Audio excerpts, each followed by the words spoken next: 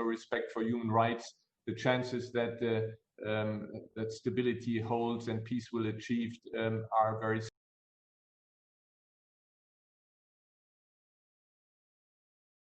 trained. On the one hand, to recognize human rights violations, but also own behavior, that whatever they do, they respect human rights.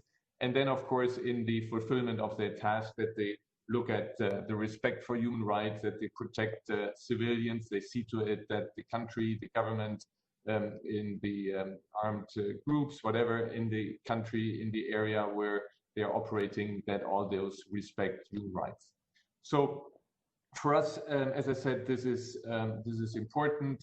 We have our Minister of Defense, Annegret Kramp-Karrenbauer, briefing the Council today, chairing the Council and briefing. And we have also, again, as we had last time when Germany had the presidency, we have Michelle Bachelet, the High Commissioner for Human Rights, briefing the Council. We have also another briefer from the DRC.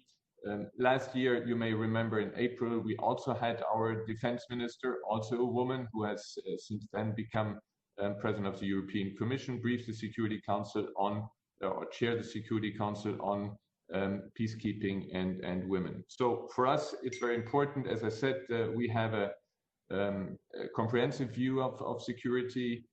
During this month, we will have the event today. We had last year already health, pandemics, and security. And in the course of the month, we look at climate and security. And we pick up from last year the topic about sexual violence in conflict. So this is on the agenda today.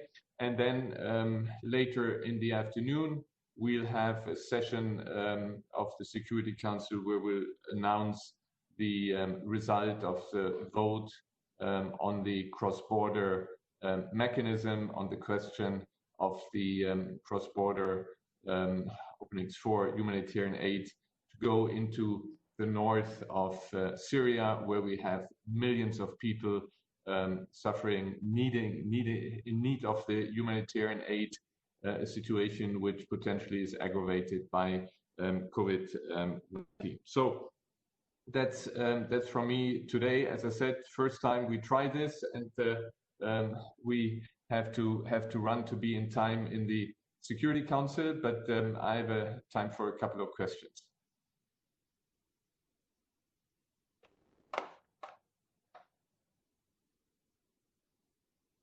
Ambassador? Yes. Hi, it's Margaret this year. Ambassador, on the vote this afternoon, are you expecting consensus? Of course, we hope for consensus. As I said, want to highlight what we put on the table, Belgium and us as pen holders, is oriented what OCHA says is what OCHA needs. It's what all the NGOs tell us, the humanitarian actors, for particularly the Northwest, for the Idlib region, where we have millions of people, for them to stay alive, get all the humanitarian needs.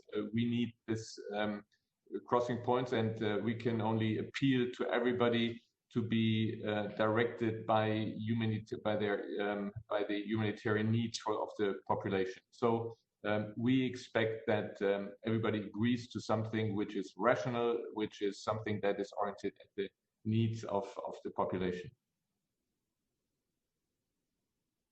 Okay. Any other question? That doesn't seem the case, and we'll see if we we'll do this. We are ready to do this again, but see a bit how you like it, or